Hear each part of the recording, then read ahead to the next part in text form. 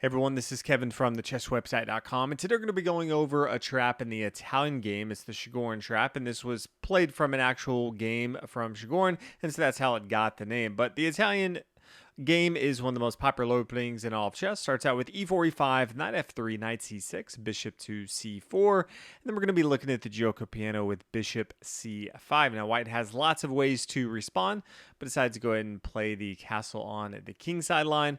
Knight f6, and then after d3, d6, this is where we start getting into the trap. White plays bishop g5, and then black pushes forward with h6, forcing the bishop to come back. Many times, if you play bishop g5, pinning down the knight, you want to maintain pressure with your bishop, and you bring your bishop back to h4. Now, you're okay if your opponent plays g5, because although you can no longer maintain the pressure on this pin, your opponent has now extended the pawns farther than they would want to on the king side of the board. So bishop comes back, g3, and this is where we lay our trap. We play the move pawn h5, and it looks pretty weird because the pawn on g5 no longer has protection. And even from white's standpoint, if they think there's some trap, well, okay, the queen isn't really involved into the game, and it can't get involved into the game because it's going to have to move past this knight on f6. It can't come up to d7 or get involved without a few moves here. And so from white's standpoint, they can take on g5 and have the immediate threat of white takes on f7, attacking both the rook and the queen, being protected by the bishop. It seems very difficult for black to have a threat, but that's exactly the trap we are going to lay on our opponent, and that's the same trap that Chigorin laid when he played this trap as black. Play continues with pawn to h4, and you can start to see the threat that black has, attacking the bishop. The bishop cannot move anywhere. It is now completely trapped, but that's not the only threat that black has in store. Now, because the bishop is completely lost, it essentially is coming down to how can white now maximize the amount of material they're going to get. And the right move for white is to play knight takes on f7.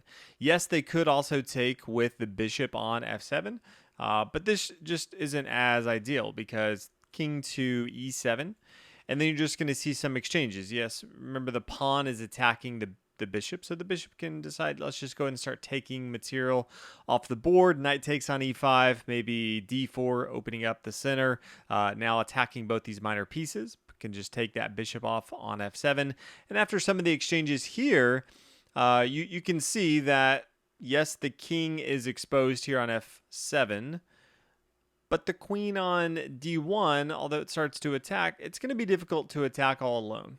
And with none of the bishops on the side for white, black's in a pretty good spot here. So if we come back, instead of the bishop taking on f7, it makes a lot more sense to go ahead and continue with the same game plan of knight to f7. And now they're attacking the queen on d8 and also the rook on h8, which is currently protecting the pawn on h4.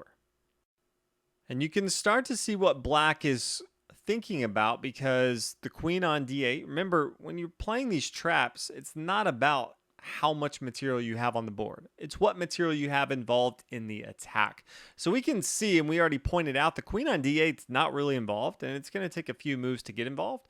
So we don't really care about it. We're going to sacrifice that queen. We're first going to take with our pawn on g3 and take that bishop. So white's going to continue, take the queen on d8, and now we're going to play bishop g4. Now we're attacking the queen. You can see we also have the threat of the bishop on c5. That's pinning down this pawn. So the pawn just can't take here on g3. That would be an illegal move. And so we start to have a lot of threats here. Now the queen's going to be forced to move here, because since the pawn can't move, no longer has the knight to block it, and the bishop can't come over here because it's blocked by its own pawn chain here. So queen to d2 makes a lot of sense. You still want to maintain pressure on the f2 square since black is attacking it. And something like e1, this now blocks off the rook from ever coming to e1, d1, or c1. So probably the best move is just to play queen to d2. But from here, black plays knight d4, and it has a lot of threats. One of the threats is to play the move knight to e2. This is check, and so attacking the king here is one of the immediate threats in the particular game. And we're going to come back to a few situations and see how white could have responded differently.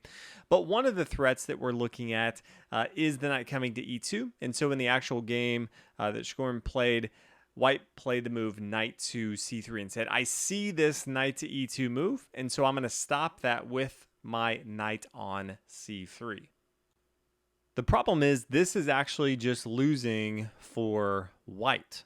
And this shows the power of the trap. It's really difficult to see all the threats until it plays out because black has the move knight f3.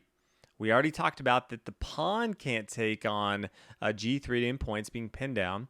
Now this is check. If the king just comes to h1, we can see that's going to be checkmate with our rook on h2. So that is not an option. The only other option is to take the knight on f3.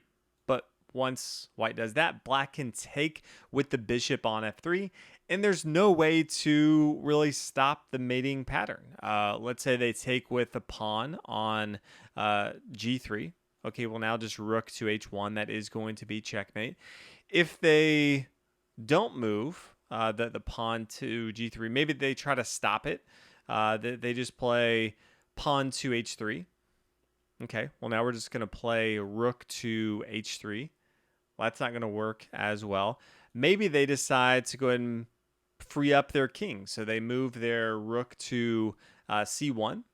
And now we play pawn takes on h2, king to f1, and now queen h1.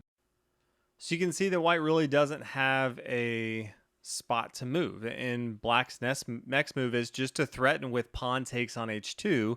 And this is also going to be checkmate. The pawn is protected by the rook, and the square here on h1 and g2 are both protected by the bishop on f3. So you can see there's just no way around it. In the actual game, white did take here on g3 and then rook h1. This was checkmate. So if we come back, we can see that knight to c3 is not going to stop the threat. Now, what if white plays h3? Okay, well, this makes some sense. But from here, black can play the move knight to e2 check. Now, let's look at a few options of what this would end up if they look at it and say, okay, the king needs to move. It can't come to h2. If it comes to h1, this is going to end up in checkmate. Rook takes on h3, the pawn takes, and now bishop f3. This is checkmate. The only option that white has is to actually take the queen. Remember, black gave up their queen on d8, so it's not terrible for white to give back their queen, but this is just losing for white. The bishop takes on e2, and potentially now they play knight to e6. They would do this because they recognize that, okay, now it comes down to there's no mating threats going on anymore, and so how can they maintain as much of their material as possible? Their knight is under attack. Their rook is also under attack on f1, so they have to keep that in mind. But the knight here on e6 does want to make sure that they don't just lose this. And it's also attacking the bishop on c5. The best move for black is to play bishop to b6. The reason for that is black really wants to maintain this pressure on this long dark diagonal because we want to give white more opportunities to make a mistake. One of those mistakes, if they look at it and say, okay, my knight is safe now, but now if I look at my rook, I need to move that rook. And so if they play rook to e1, this would be a massive mistake because yes, the rook's not going to be taken by the bishop, but now they're just going to end up losing the game, starting with pawn takes on f2 check. You can see if the king comes to h1, then just the pawn takes on e1, gets a queen, and this is going to be checkmate. The pawn can't take. It's being pinned down by the rook. If instead the king doesn't come to h1, now maybe we have king to h2. Okay, well, it's going to be same thing. Knight to g4, check. Maybe even king to g3. but then we can take on e1. We can promote to a queen or a bishop. I think it's funnier if we take with our pawn and promote to a bishop, just because this is a pretty interesting way to checkmate. But all in all, it does not matter. If they decide, hey, I want to hold on to this rook and move that rook, they are going to lose. So if we look at this after bishop to b6, later, we can take their rook on f1. We're going to get some of that material back. If you look at it and say, well, white's up a couple points from the pawn standpoint, yes, we are now going to take their rook. We can also take their pawn, put pressure on this f2 square since we are protected with our bishop. So definitely going to be an interesting endgame, but I think black has the advantage in this spot. So hopefully you guys enjoyed this trap. Always fun to see these older games with some of the top players. They were very creative in their traps and how that can apply, and we can start to see all the threats that they were looking at in one of the most popular openings in the Italian game. So thank you so much for watching. Hopefully you enjoyed it. If you have other ideas on videos, let me know in the comments below, but I'll see you guys in the next video.